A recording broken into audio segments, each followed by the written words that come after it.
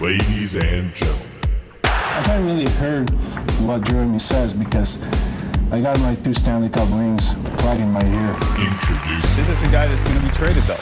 You're an announcer with a long stick from time to time. You think it's my fault? Is that what you're saying? This guy's such an idiot here. The Puck Luck Fantasy Podcast. Hello and welcome to the Puck Luck Fantasy Podcast. I'm your host, Dylan Sudemans, and right over there's your other host, Derek Sudemans. Today we're going to be breaking down the 2-game slate. First day of round 2. Should be excited to get back to betting after a bit of a break there. Before we get started, you wanted to talk about something new, Derek? Yeah, so we're down to the 2 games per night type contests. And I was just going to mention that once we get down to the 1 game per night, there's actually a new type of contest that DraftKings is offering this season, which is that it's the showdown contest. And so what that does is they have a little bit different scoring system in there. And so I'm working on just getting an optimizer running so that on those games where there is actually just those one single games, we can still do our betting and we can still talk. So we'll be able to actually go to right to the end of the season, which will be really nice. Right on, and that'll be good for tomorrow where there's just 1 game, and that is the Nashville-Winnipeg game. Okay, so without further ado, we'll get to the first game of the night between Pittsburgh Penguins and Washington Capitals, meeting for the first time in the playoffs ever. 9-1 Pittsburgh is against the Capitals, which is pretty crazy. The Capitals are really going to be looking for some revenge because that's what Ovi said, at least in an interview the other day. He's looking forward to trying to get some revenge. We got Matt Murray projected and Braden Holtby projected. Now, today is one of those days where there's not a whole lot of difference in values for the goalies. You can pretty much pick any goalie, but we did split them into 2 tiers. We have these 2 in the second tier, and the other 2 goalies from the other game are both in the top tier. Like I said, a slight difference. These goalies are both 0.75 and the other 2 goalies are 0.85 roughly. What do you got for stacks for this game, though? There's a couple that you can try to target, mostly on the Washington side of things. So Pittsburgh is pretty banged up. They have Hagelin down now, as well as Malkin. I don't think either of them will be back tonight. And so that really causes Pittsburgh to really get a lot weaker in terms of offensive firepower, because now they're bringing up Sheahan and Simone on their second line with Kessel. And the third line right now has Russ, Sheary, and Brassard. And so the only line that really has a lot of skill on it now for Pittsburgh is that Gensel, Hornquist, and Crosby. I believe they are our top line. Technically they're a tiny amount behind that Simone, Kessel, and Sheahan, but since they have a much greater salary, I would definitely take them over that line. So I do like that line. So they got Gensel, Hornquist, and Crosby. The only problem is they're probably going to be really, really high owned since Gensel had that huge night the other night. Crosby went along with that as well. So it's more of a sort of a Hornquist one-off type thing for me tonight. He's the one out of those 3 that shows up the highest in terms of individual values. So, but that's really the only line that you could do from Pittsburgh. Even their defense are not really very high. Once again, we still like Mata. Letang's not bad as well. So if you're going to be playing that top line of Pittsburgh, definitely throw Letang in with him. Yeah, for sure. And how about on the Washington side of things? Yeah, so it's the top line for Washington. Unfortunately, they'll also be probably pretty heavily owned because they did very well a couple nights ago as well. So that's really the only one that we see that I would even think of playing. None of the other ones are near the top. And then again, that top line pairs well with John Carlson, who's right up there, about the same value as Letang. Yeah, exactly. So you definitely want to get Carlson in there. He's a solid play there on the defense. Even if you just wanted to finish it off with a Carlson or and Holtby or something like that, that's a great way to go. Right on.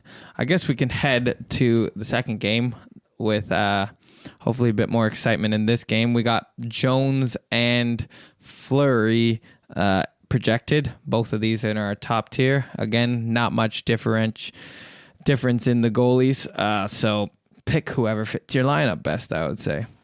Yeah, in terms of the stacks, this is where we will be focusing the most heavily tonight. I should actually mention just the matchups from the last game real quick before we do move on, though. So Washington and Pittsburgh, I'm expecting the Backstrom line to be faced up against the Crosby line, and so that'll free up the Ovechkin line to really go up against the depth of Pittsburgh. And so that's why they're actually getting a pretty significant boost as well tonight, because our system does have that the line-based defensive corrections on there. So we expect a lot of Backstrom against Crosby, and then so that's why I'd be the highest on that Ovechkin line for sure tonight. But I just thought I'd throw that in there quickly. Right on, and then from this, we'll move to this game now. So San Jose and Las Vegas. So I'm pretty much expecting, I could be wrong about this, but I think it'll be just 1 versus 1, 2 versus 2. It's possible that that Vegas might try to get their top line away from the Couture line, but like the San Jose would ideally like to get the Couture against the top line of Vegas. But since they're on the road, they're not really going to be able to do that very heavily tonight, that's for sure. So it's pretty much just 1 versus 1, 2, 2, 3, 3, 4, 4 tonight for the line matching. And I really do like the top line from San Jose a lot tonight. They're our top-rated value line overall.